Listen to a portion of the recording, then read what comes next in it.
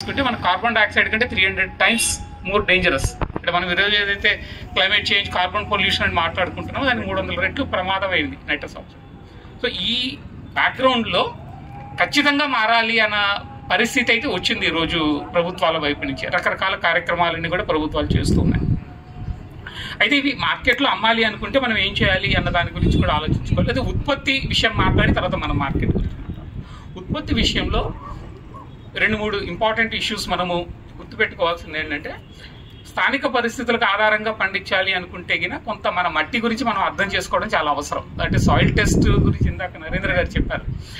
Soil టెస్ట్లో ఉన్న సమస్య ఏమవుతున్నదంటే, ఇప్పుడు ఉన్నదంతా కూడా కెమికల్ ప్రాపర్టీస్ వరకు మాత్రమే టెస్ట్ చేస్తున్నారు. దాని బయాలజికల్ ప్రాపర్టీస్ కానీ, స్ట్రక్చరల్ ప్రాపర్టీస్, ఫిజికల్ ప్రాపర్టీస్ మీద కానీ టెస్ట్ చేయట్లేదు.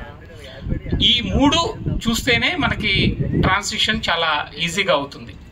రెండోది, టెస్ట్ చేయడం ఒక ఎత్తు అయితే ఆ టెస్ట్ రిజల్ట్స్ నువ్వు ఎలా వాడుకుంటావు అనేది రెండోది ఇంపార్టెంట్ ఇష్యూ. మనం డాక్టర్ దగ్గరికి వెళ్తాము, సాయిల్ మనకు యూరిన్ టెస్ట్ చేస్తాడు, కానీ టెస్ట్ చేసిన తర్వాత ఏం చెప్తాడు, మనం మందే ఇచ్చారనుకోండి ఏంటి ఉపయోగం. కాబట్టి ఆ టెస్ట్ బేస్డ్ రికమెండేషన్స్ ఏవైతే ఉంటాయో అవి కూడా ఆర్గానిక్ ప్రాక్టీసెస్ వైపు వెళ్ళటము చాలా అవసరం.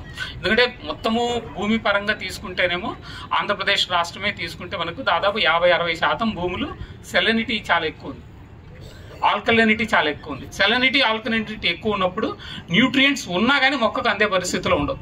ఇప్పుడు మనందరికీ కూడా ఎసిడిటీ తెలుసు కదా, మనకి ఎసిడిటీ ఉంటే మనం తిన్నా మనకు అరగదు.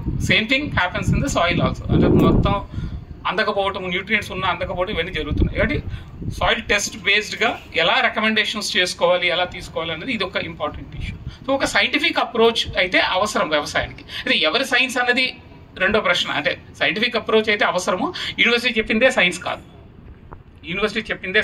సైన్స్ అనుకుంటే కినా వెరిఫైబుల్ సైన్స్ కావాలి మనకి వ్యవసాయంలో. అది చాలా అవసరం. అది కాకుండా కేవలం నమ్మకం మీద అన్నీ చేద్దాము అనుకుంటే అయ్యేది కాదు. ఈ విషయంలో కొంత జాగ్రత్తలు పాటిస్తే గిన మీరు ఎదుర్కొనే సమస్యలు పరిష్కరించుకోవడం చాలా సులభం అవుతుంది. రెండోది, మార్కెట్ విషయానికి వచ్చేసరికి ఎలాగైతే వ్యవసాయం పద్ధతులు సైంటిఫిక్గా ఉండాలి అని అనుకుంటున్నామో, మార్కెట్ కూడా ఎప్పుడు బిజినెస్ ప్రిన్సిపల్స్ మీదనే ఆధారపడి ఉంటుంది. బిజినెస్ ప్రిన్సిపల్స్ అంటే ఎక్స్‌ప్లాయిటేషన్ కాదు. మీ ఉత్పత్తి ఖర్చు, అమ్మే ఖర్చు దానికంటే తక్కువ ఉండాలి ఎప్పటికైనా. కానీ మనం ఇష్టం వచ్చినంత ఖర్చు ఉత్పత్తిలో పెట్టేసి అంత ధర మార్కెట్లో ఇవ్వాలి అనుకుంటే అయ్యేది కాదు. అంటే ఈరోజు మనకి ఆంధ్రప్రదేశ్ రాష్ట్రంలో ఉత్పత్తి ఖర్చు తీసుకున్నాం అనుకుంటే భారతదేశంలో అత్యధిక ఖర్చు పెట్టేది ఆంధ్రప్రదేశ్ రాష్ట్రం. మీకు ఒక క్వింటాల్ ధాన్యం తీసుకున్నాం అనుకుంటే ప్రభుత్వ లెక్కల ప్రకారం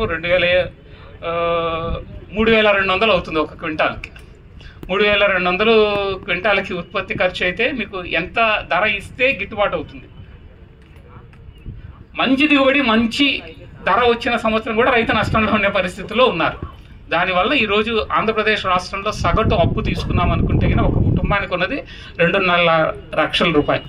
2.5 లక్షల రూపాయలు అప్పు ఆంధ్రప్రదేశ్ రాష్ట్రం. జాతీయ స్థాయిలో అది 50,000. సగటు ఆదాయం ఆంధ్రప్రదేశ్ రాష్ట్రంలో ఉన్నది 1 లక్ష రూపాయలు కుటుంబానికి సంవత్సరానికి. మంచి పంట పండి వాళ్ళకున్న భూమిలో మంచి పంట పండి మంచి ధర వస్తే వాళ్ళకి వచ్చే ఆదాయం 1 లక్ష రూపాయలు, అప్పు 2.5 లక్షల రూపాయలు.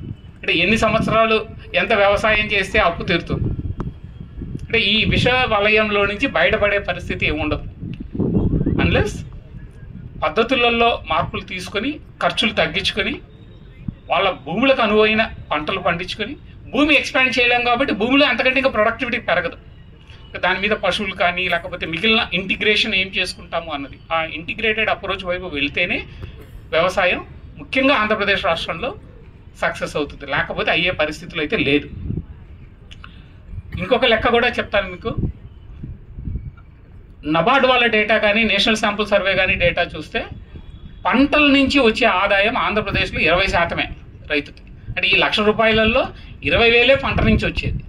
మిగిలిన దాంట్లో ఒక 20-25 వేల రూపాయలు పశువుల నుంచి వచ్చేది ఉంటుంది, కూలీ పనుల నుంచి కొంత వస్తుంది, మిగిలింది ఇంకా వేరే చిన్న చిన్న పనులు ఏమన్నా చేసుకుంటే వస్తుంది.